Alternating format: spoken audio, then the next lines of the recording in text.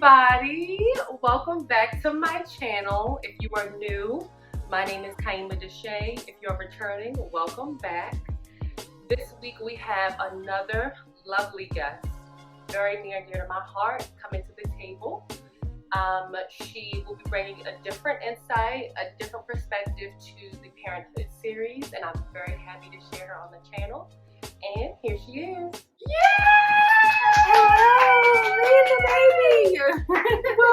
Welcome. Both people. Hi. Hi, I'm Donisha, and I'm pregnant and single. I'm not single. Okay, two truths and a lie. Okay. You guys, this is one of my lovely, I'm not even going to say best friend, I'm going to just say sisters. Oh my gosh. For years. Yes, this For is years in years. the making. Years in the making. Take notes right Doesn't take notes. Right. But she is here. She is on the second episode of this Parenthood series. I am happy. We are all happy to have her. And you ready to get started? I'm ready. All right. So this is not scripted whatsoever. The questions are a little bit different from last week, but some are pretty similar. And we'll just jump right into it. She doesn't know the question. All right. So question number 1. What does being a mother mean to you? Being a mother to me is just literally, it's just like being a role model. Without being asked, without being told, it's literally like your creative life and you're a role model for that life. No matter what you do, that child is gonna watch you, whether it's a boy or a girl, the child's gonna watch you, and it's your job to lead them in the right direction. And it's your job to make their life worth living. Okay. Thank you for that. Question number 2. What do you look forward to the most about motherhood?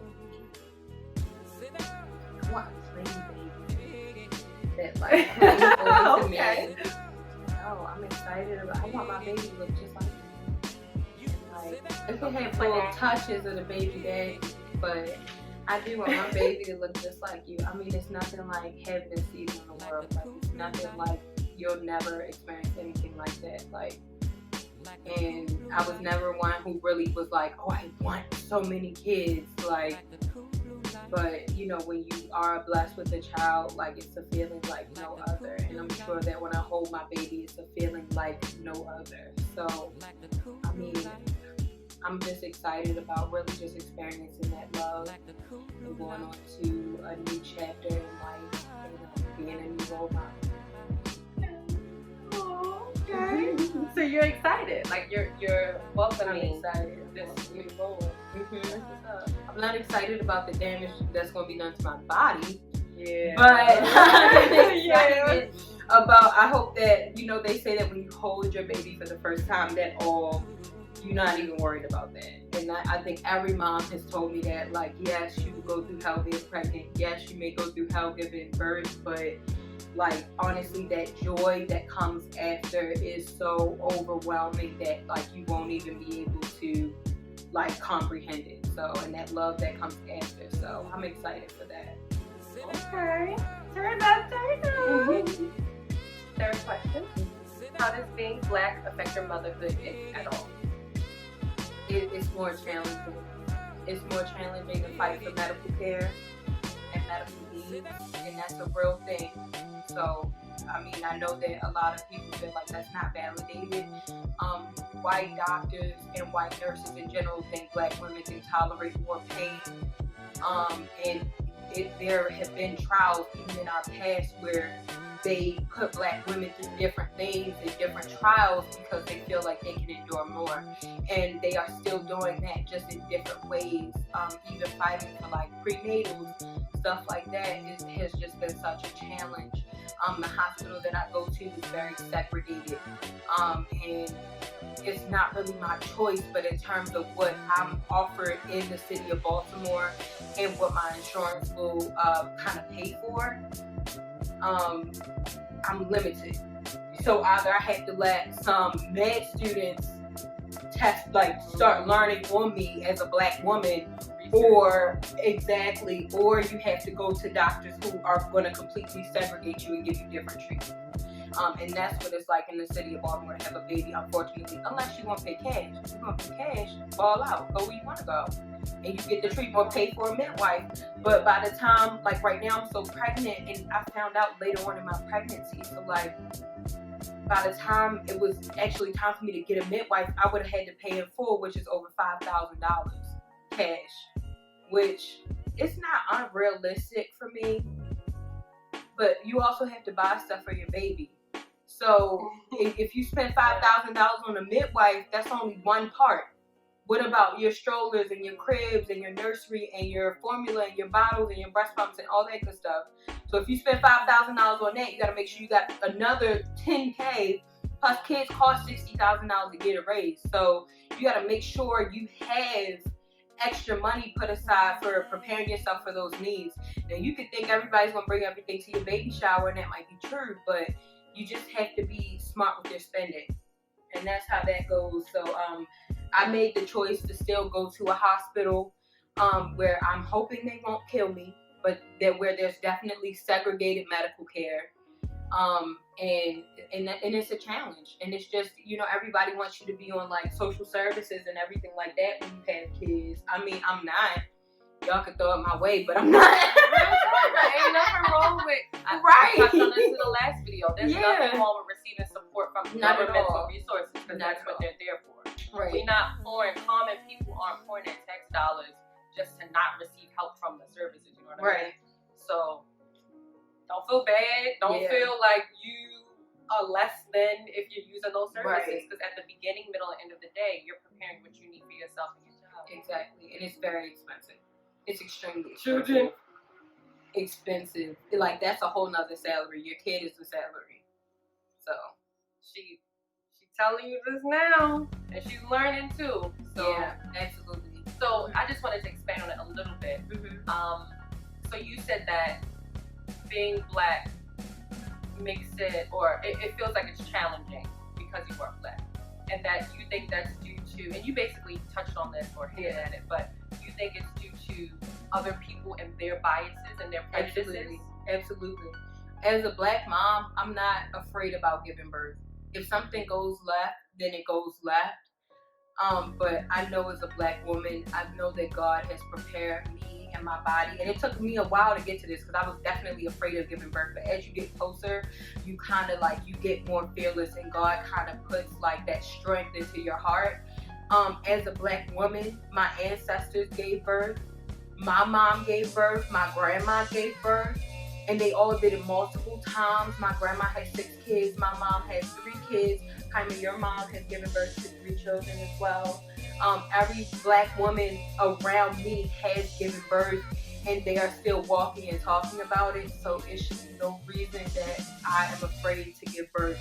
Yes, it is going to be painful, but I believe that God is not going to give me any more than I can bear. And like I said, my ancestors do it. I can definitely do it. And if there's biases with my doctors and my nurses in terms of the treatment they want to give me, then, that's hopefully, like I said, that won't kill me, but that's kind of on them in terms of, the treatment that they give me. But I believe that I can do it. Even natural. I'm going to try to do natural. Really? I'm going to try to do natural. You didn't tell me that. Yes. Okay.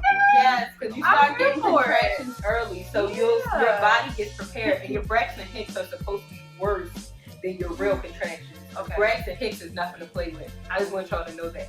You'll be on the floor crying. Crying. The baby is coming out of you, and that baby is not moving. You just having Braxton Hickses. So if you can make it through that, it's a good chance that you could still survive natural.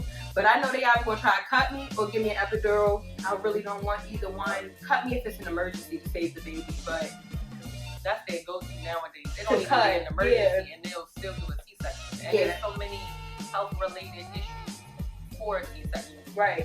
And when I first started at my hospital, when you check that you're Black or African American, they make you sign a contract to, if something goes wrong, you'll get a C-section. Or if they feel like it's in their best interest to give you a C-section, they'll give you. If it's in their best interest, not yours, not mine, theirs. Meaning that they're tired and they want to go home, they should be ready to touch you.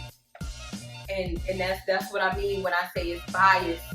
Because like I said, I think my first appointment at the hospital that I'm having my baby at, it was me and another white woman, and the white woman didn't have to sign the contract. We both sitting there doing the same paperwork, but they like, oh yeah, well we need you to sign this too. And I'm like, you had to sign a contract to have a C-section? She's like, no. Right. Because they going to do whatever makes her feel comfortable. But for me, if they don't like what I'm going through, they can be like, cut. Because again, they think black women can endure more pain and go through more stuff. So they kind of just, they want to test stuff out on you. They want to see what's best or what the best method is. Like, so they don't care if they cut you or whatever, as long as their baby's okay. They probably don't even care if you die during labor, as long as their baby made it. Like, honestly, which is sad, but it's true. Like, it's a lot to support this. She bringing an inside look to a lot of things. Yeah. So y'all getting some good information. Well, thank you for sharing that. Thank you. Because not only is it important to share with people, but it takes a lot of guts to also talk about it. Right. Some people are scared to even talk about the malpractice or the lack of care that they get. So thank you, and I'm okay with using my platform for this. Are you ready for the next one, or do you want to share more? I'm ready. All right. Fourth question. We have 5 total. Okay. Fourth question. Have you been taking care of yourself during your pregnancy this month? And if so, what things have you been doing to take care of yourself? Oh my gosh. You have to take care of yourself. Not want to, but you have to. So, like, I'm saying, because you go from not being able to even take care of yourself, especially when you in your early 20s, to like, dang, now I really gotta take care of myself. I gotta make sure I get enough rest at night. Yeah. I gotta make sure I have breakfast. I have to make sure I'm drinking enough water. I had to quit smoking, which is by far the toughest thing. Falling out. Oh my gosh. No smoking, no drinking. Every woman feels different about the smoking, drinking thing. You know, there are some women who want to smoke or, smoke marijuana during pregnancy. It's women who smoke cigarettes during pregnancy. But I'll tell you, as a previous smoker, and I quit smoking, I'm still, because I was such a heavy smoker, I'm still depriving my baby of CO2 and very important nutrients that they need, because I can't breathe as well because I was such a heavy smoker. So if you're smoking, make sure you know that it's not just about you. Your baby's air quality and, like literally your baby's development can be altered from you smoking, even marijuana. Don't have to believe me. Do what you want to do, because it took me a while to quit. But I'm just letting you know that my CO2 levels, I'm still not taking, and I quit smoking months ago, and I'm still not I'm not breathing in enough CO2 to support the baby. I'm literally probably like 2 levels lower than what I should be. Hopefully by the end of my pregnancy, I can get there, but I'm just letting you guys know that especially if you smoke cigarettes, that number drops way down. You're supposed to be at like 22, at like a level 22. I'm at like a level 19. So I'm not too bad, and I quit a couple months ago. So a couple months ago was probably worse. And when I was smoking, it was worse than that. And that's really important to think about. But you do have to start taking care of yourself, especially in terms of the drinking and the smoking. I have not been drinking. Drinking not an issue. The smoking was the part for me. But but you do have to take care of yourself. Like I said, making sure you're getting enough water, prenatal vitamins every morning. Can't forget about them. And then water, breakfast, better meals if you can. Even though you crave junk food, you gotta get some better meals in there. So yeah. So you've been taking care of yourself. Yeah. I don't want to.